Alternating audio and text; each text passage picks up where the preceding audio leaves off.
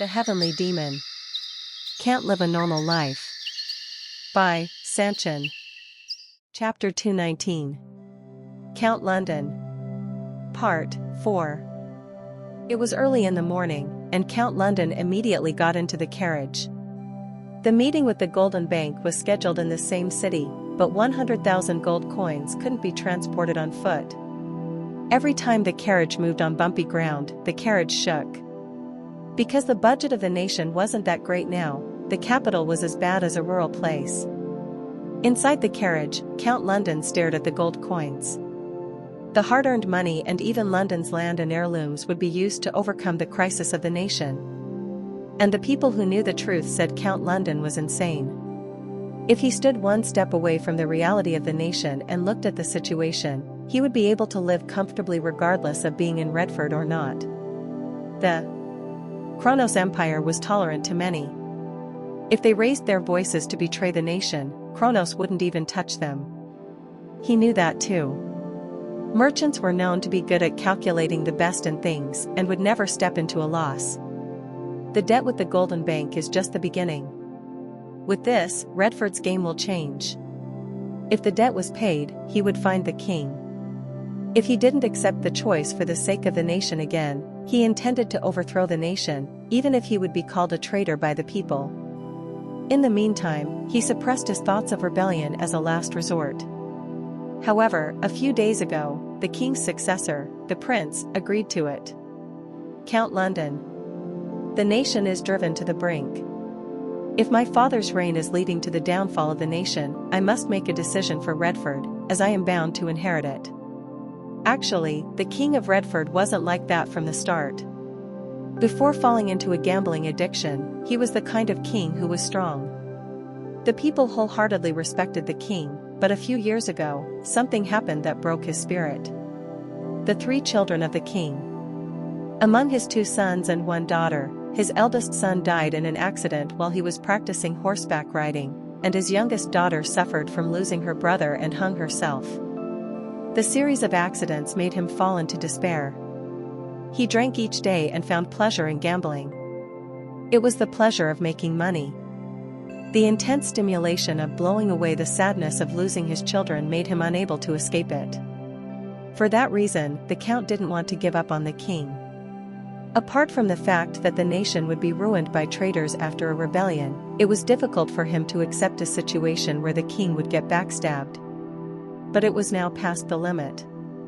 Now that the debt is going to be settled with Dimitri's money, Redford would have to use this opportunity to not get into any more debts and pay them back slowly. Rebellion was complicated. Memories of his past complicated his mind. And so, clack. The carriage began to rock, and the horses neighed as the carriage halted. Protect the carriage. Attack. A knight shouted. The outside of the carriage seemed to be in intense chaos. On the wide road, at a quiet time when there were still a few people coming and going, people appeared from all sides and rushed at them at once. Attack. There are gold coins there. There were as many as 100 people, and all of their eyes were shining with greed.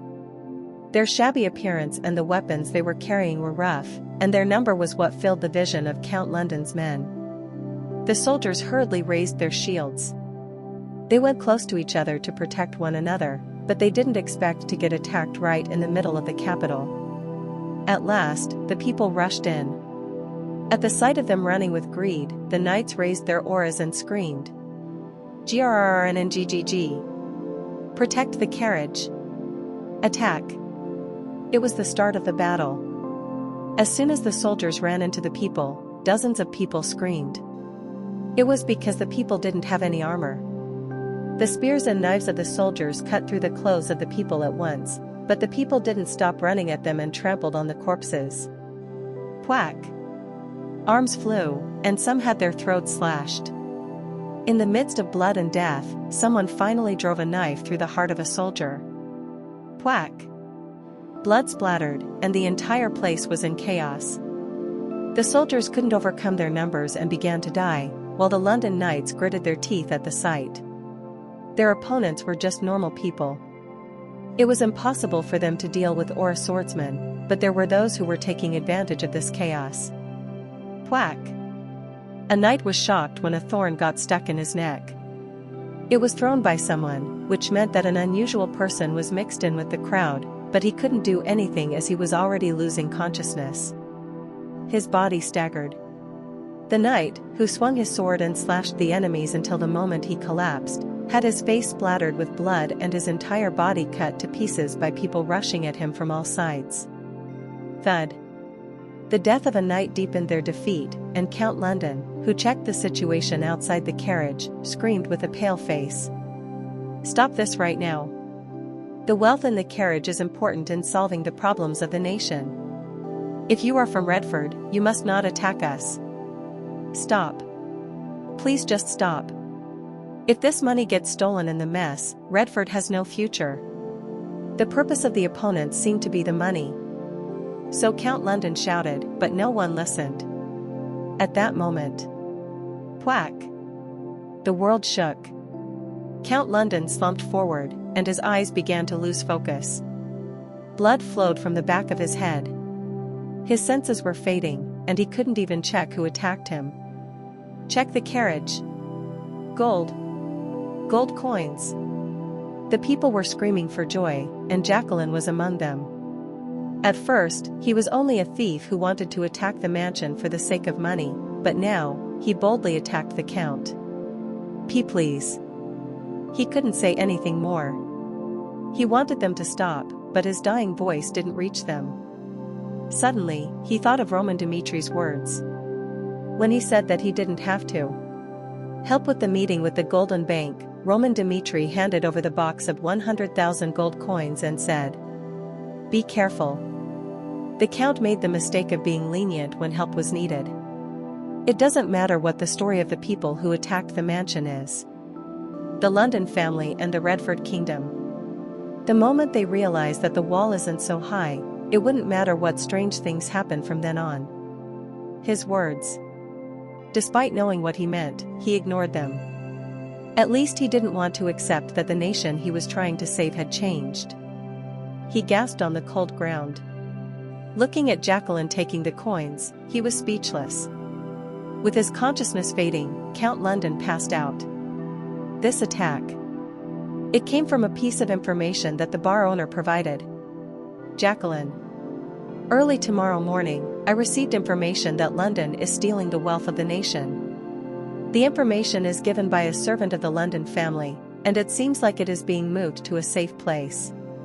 The meeting with Dimitri was also for that reason. It is clear that he is leaving for Dimitri and not the Kronos Empire. Hearing that, Jacqueline was furious. The people of Redford knew the nation was dying, but there was no way to use their hands, and Redford's most powerful man was running away. He couldn't tolerate it. The money the Londons earned by destroying others had to be retrieved. Dirty bastard. We can no longer stand by the sides and let the nobles do whatever they want. During the last incident, Count London stepped back. Even though they used crude weapons, he was willing to talk and compromise, and that gave Jacqueline the confidence. So that was how he robbed the wagon. His eyes widened at the sight of the box of gold coins. How much is this? Tens of thousands. Right? At that moment, he felt angry. Tens of thousands of gold coins were enough for a year of sustaining lives without worry, but this man, this noble, was ready to run away with it. He was right. Redford's people, who suffered and made the nobles rich, didn't like how the money was being kept from them. He headed to the square and screamed, looking at the people. "Everyone, gather here. From now on, I will give you 1 gold coin stolen from the traitor Count London." Jacqueline. He didn't consider himself a rebel. He thought of himself as a righteous enemy. He was an existence that brought back the stolen money to its rightful place. People flocked to the words gold coins because they hadn't eaten properly for months, and he gave each of them gold coins, one by one. Jacqueline smiled brightly as the coins in the box became less. Even at that moment, he believed that he was doing the right thing. When Count London didn't show up past 9 o'clock, a man seemed upset. "Treasurer. I think the Golden Bank understood the circumstances of the Redford Kingdom. We believed in His Majesty's words and lent him a large sum of money and waived part of the interest until the end, even though the interest wasn't paid and not even the principal was paid. What do we do now? It's already past the scheduled time, so why is Count London not showing up? It was a member of the Golden Bank. He was an executive officer. He was a man with power who could plunge Redford into the abyss with a single word, so the treasurer spoke with caution. We are truly sorry. Count London is not someone who wastes the time of others. I am sure that something must have happened. Please do not say such nonsense. Pack. He threw the papers, making the treasurer's eyes go wide in shock. The executive officer said, "We are not ignorant of that man's reputation in Redford. He has a reputation for destroying the homes of others with his cruel business skills, and he handles things for his own interests. Even so, the Golden Bank doesn't judge people based on such things. If our relationship had been smooth, I would have believed the treasurer's words and waited longer. However, all this while, has Count London fulfilled his promises? He had taken on this task on behalf of Redford and delayed repaying the money, and today, when he promised to meet us here, he didn't even show up. Trust isn't built in an instant. Rather than you saying he had something happen to him, I think it is better to say that he has abandoned the task." Keek. He got up from his seat, as there was no reason for him to stay any longer. From now on, the Golden Bank will classify the Redford Kingdom as a bad debtor. We will not choose any means for the debt to be repaid, and we will formally protest this issue to the international community as soon as possible. Executive. Weak. The executive officer turned around, and his attendants followed him. The treasurer tried to hold on to him, and it was then. The heir to the Dmitri Duchy, Roman Dmitri, is entering. From the door, the voice of a servant was heard. And as the door opened wide, people's eyes were directed to one place at the same time. Chapter 220. Count London. Part 5. Roman Dmitri was an unexpected person. As the executive officer looked puzzled, Roman Dmitri casually sat down and looked up at the opponent. "Sit down. What are you doing here?" Count London was in an accident. "I am acting as a representative, so if you have anything to say it to me." The executive's gaze turned to the treasurer. When asked why, the treasurer also seemed to be puzzled by it. No matter what happens, the place for negotiation was set here. An attendant also sat, looking disapprovingly at Roman Dmitri, and the executive said, "As a representative, you know the situation. Hence, the explanation of the preceding situation is omitted. The money that the Redford Kingdom has to repay to the Golden Bank is about 100,000 gold, including the principal and the interest. The problem is that it was like that 5 minutes ago. If London had shown up on time and paid back the 100,000 gold, the Golden Bank would have covered the previous problems and pursued an amicable relationship again." Kick. He leaned forward, and with a somewhat stiff attitude, he looked at Roman. "Time is money for us. It is our job to collect the interest on the money that went out of our pocket, depending on when it is returned. So do you think it is right for us to just end it at 100,000 gold, 5 minutes after 9 o'clock? In my opinion, no. It was exactly at 9 o'clock that we decided to receive the gold, and at the point when even a second passed, the Redford Kingdom had been declared a bad debtor and will be held accountable. Don't speak in circles. Get straight to the point." "I understand." The official laughed. "From the moment it went beyond the appointed time, no, to be precise, from the moment the money was borrowed until the end of the transaction, the Golden Bank was at the top. You will have to pay the overdue interest. It is 10% of the amount owed. If you pay back the 110,000 gold right away, I will forget about the bad memories here.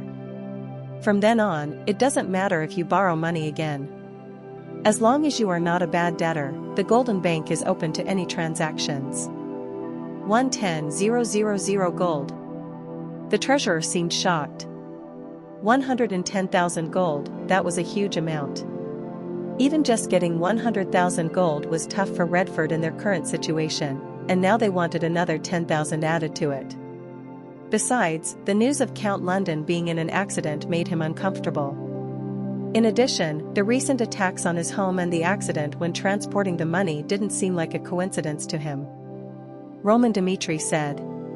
Count London had an accident on the way here. Somehow, the citizens aimed for the gold and attacked him, and he could not afford to pay back the 100,000 gold now. Let me ask you again. Is paying 110,000 gold instead of 100,000 the only way to solve the money problem with the Golden Bank? We aren't obligated to consider the debtor's situation. Only the promised date of repayment is important. Even if we are given 100,000 gold, what we want is 110,000 gold right now. It was a firm answer.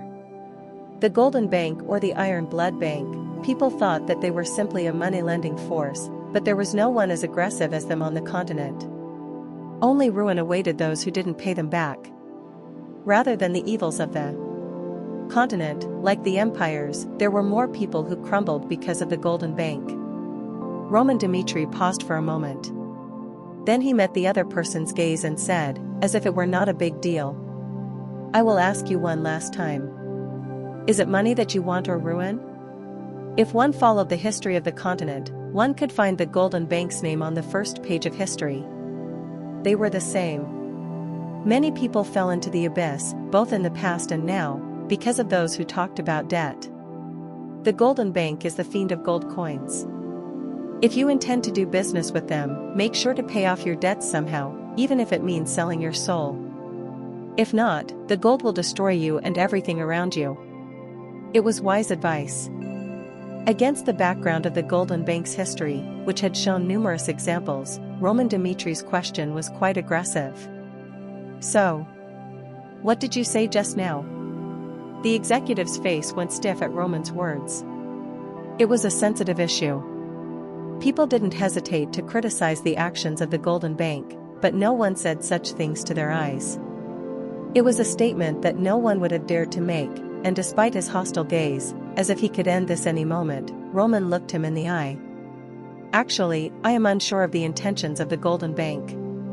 You claim that you want the debt to be repaid, but there is no moneylender in the world who collects the debt at the cost of war. Even if you want to crush your opponent, you do it by possessing their things, not at the cost of war, which doesn't have any financial gain. That is a stupid mistake. As a faction that makes money on interest, there is no need to make things worse by forcing people to pay back. There is a difference between normal lending and the Golden Bank. It is a matter of promise. The reason people pay off their debt with the Golden Bank is that we have clearly demonstrated how we respond when they break their promises. I also hope that the Golden Bank is just a simple lending business.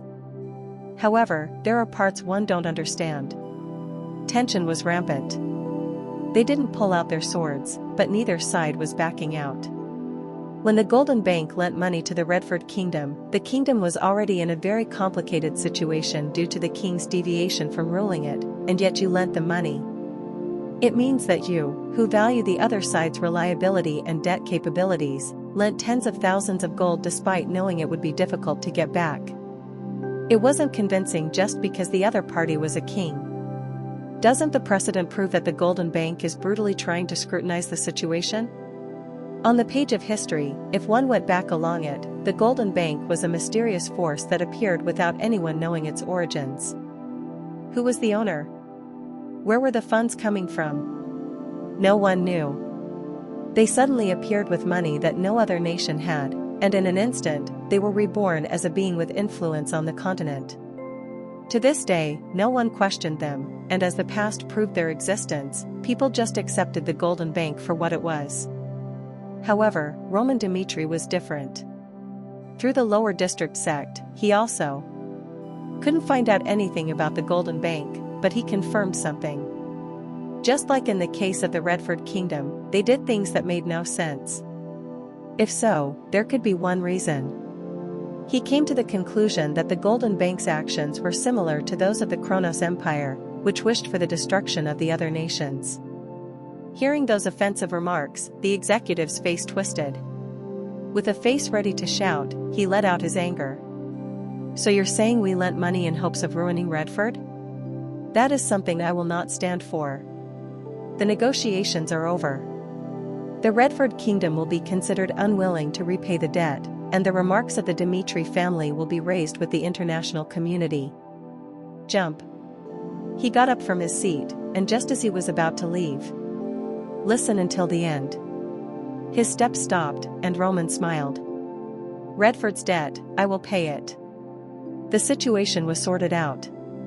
Despite being enraged, the executive couldn't say no when the debt would be paid back, and that too in 110,000 gold.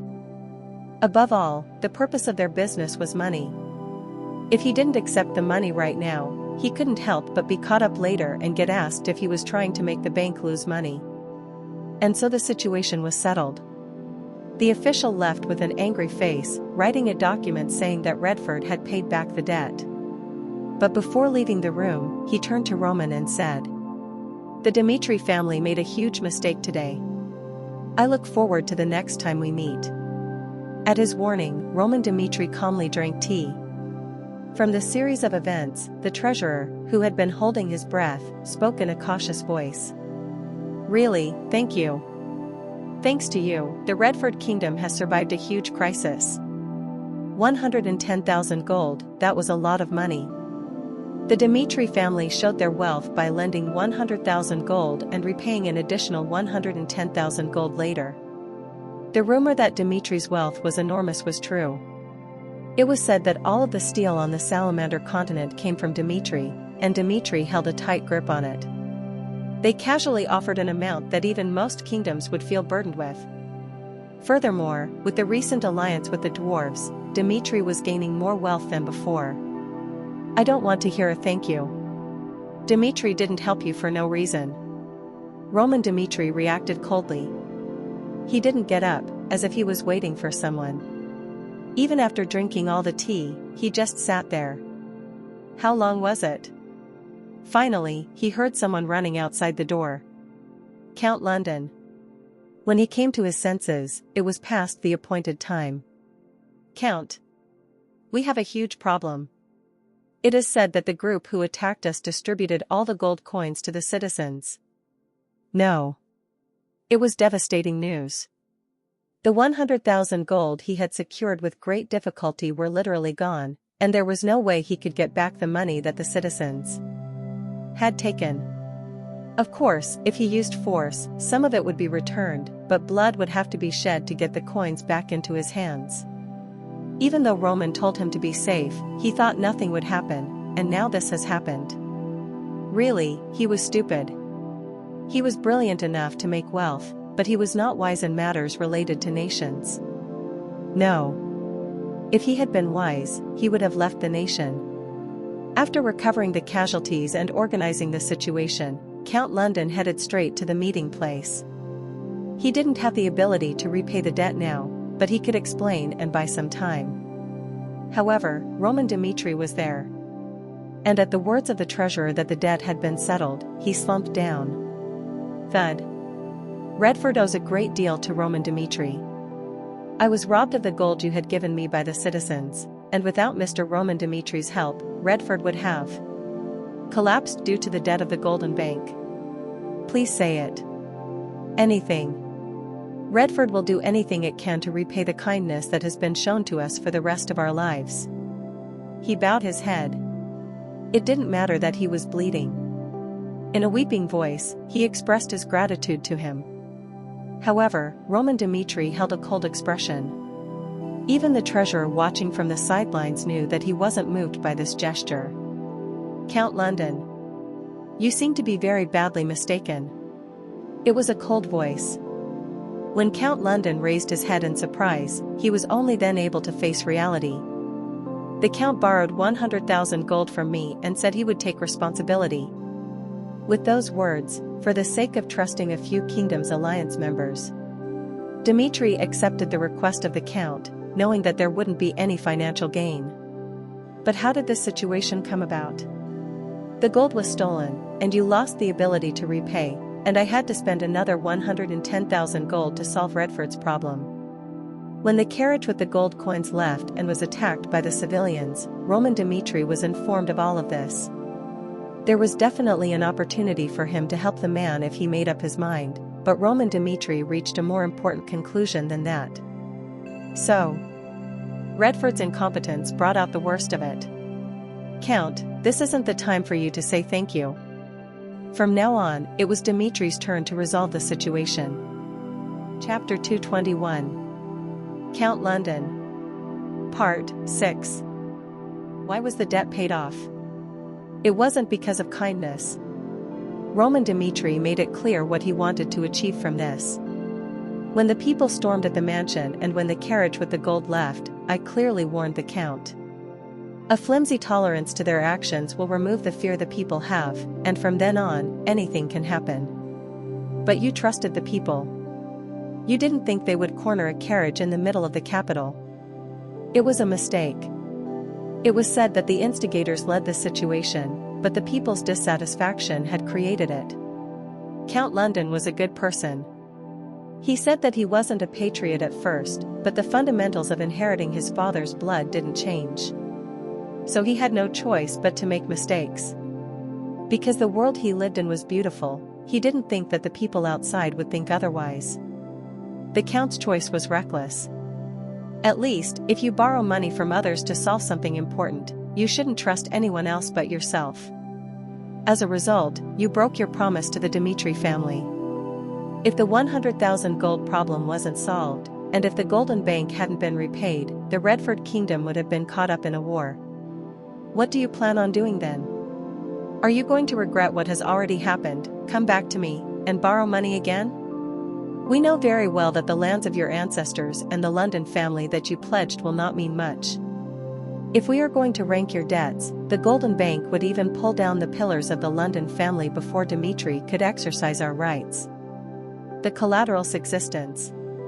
He knew from the start that it was pointless.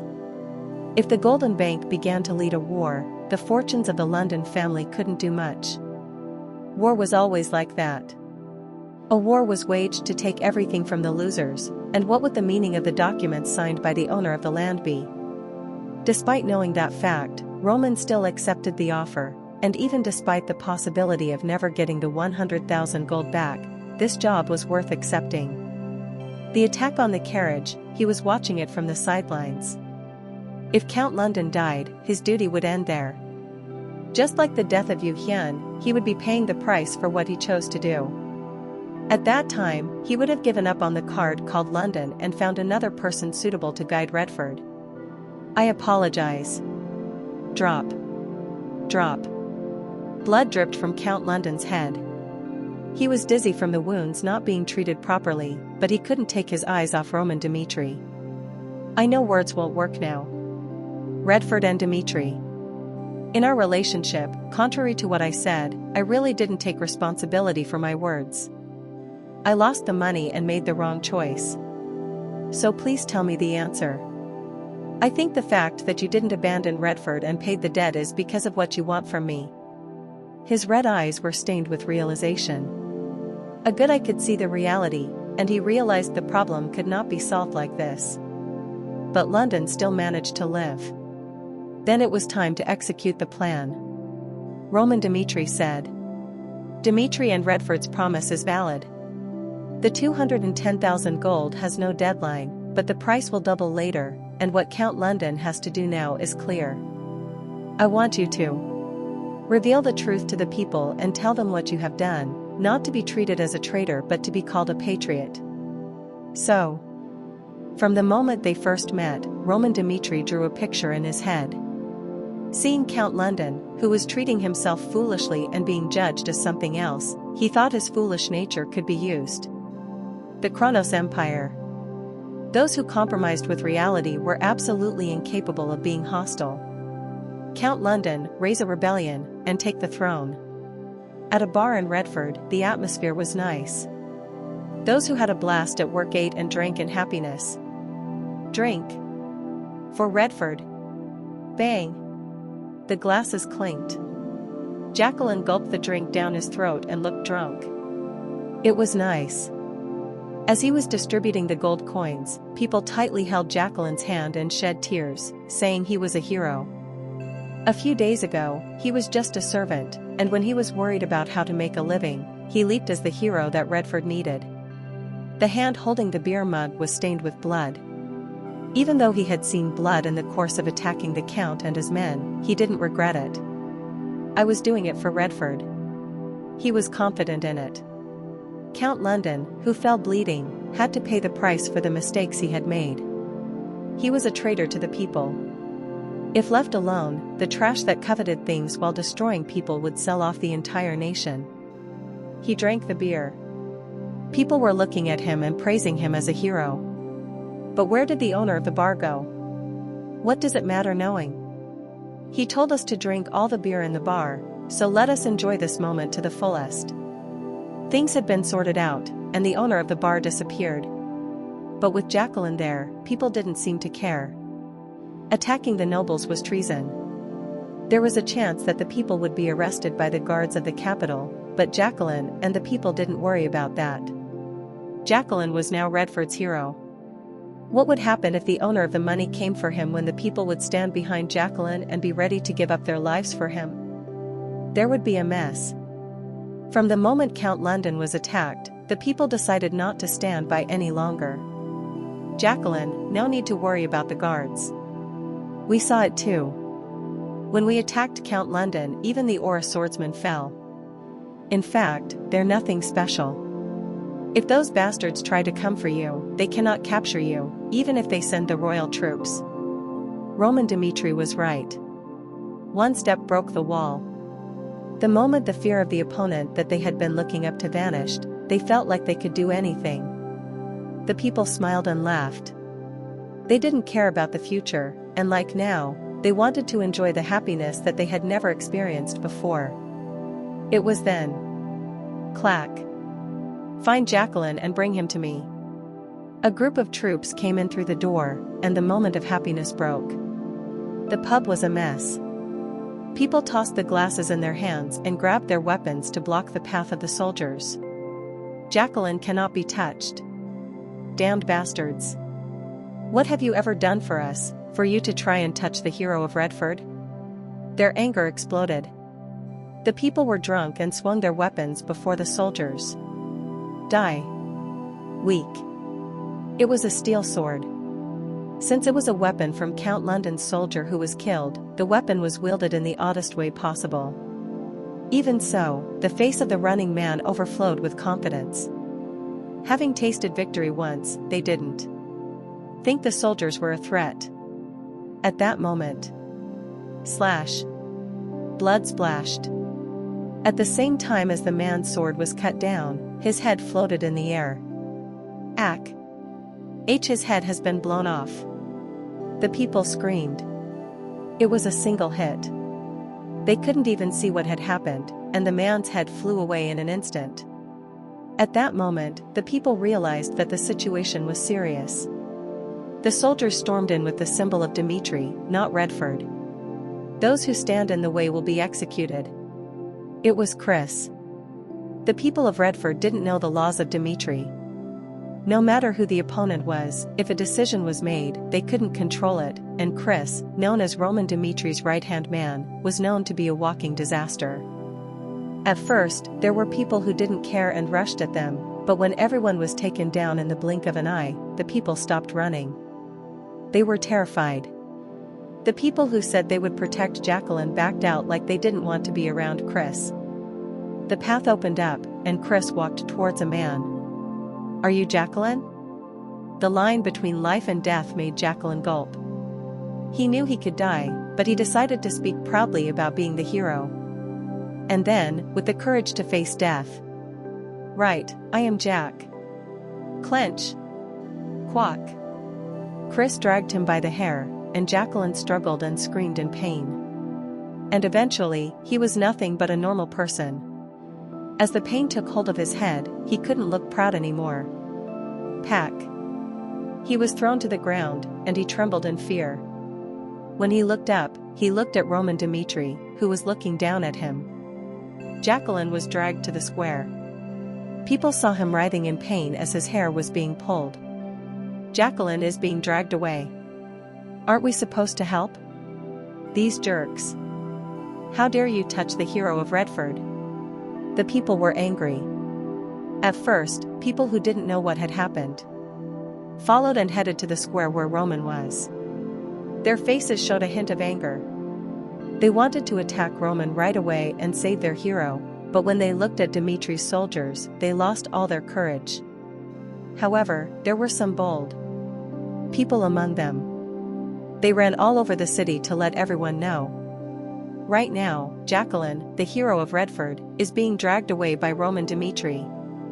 He is the one who saved the nation from being abandoned. Everyone, wake up and bring weapons. We need to show what happens if our hero is touched. Let us show them. Everyone to the square. Jacqueline is there. They cried out at the top of their voices. Their cries, which ignored death, colored the frightened crowd. Everyone carried weapons. If they didn't have proper weapons, they used farm items, and they looked enraged while holding them. If Jacqueline died, they might have to give up the gold coins, but they couldn't accept that, so they decided to risk their lives for him. Jacqueline was just a servant, but the moment people accepted him as a hero. Jacqueline. Jacqueline. Jacqueline. Jacqueline. Jacqueline. Jacqueline. The people raised their voices. Groups formed at all corners of the streets, and everyone headed there. And Roman Dimitri was at the end, making Jacqueline kneel down. The people rushed there. As people gathered with no time to lose, Roman remembered what he had said to Count London. Keep in mind that compassion is a prejudice too. The moment you mistakenly believe that you can help someone, the other person will use your compassion to drag you down. The criteria for judging people. It must be based on the facts that the Count had seen or heard, not just on what you were told. Just because you are a good person, it is dangerous to believe that the people that the Count helped are good too. Perhaps, maybe that was what he wanted to say to Yu Hyun. He looked ahead. A crowd in anger, and it was the perfect stage to reveal the truth.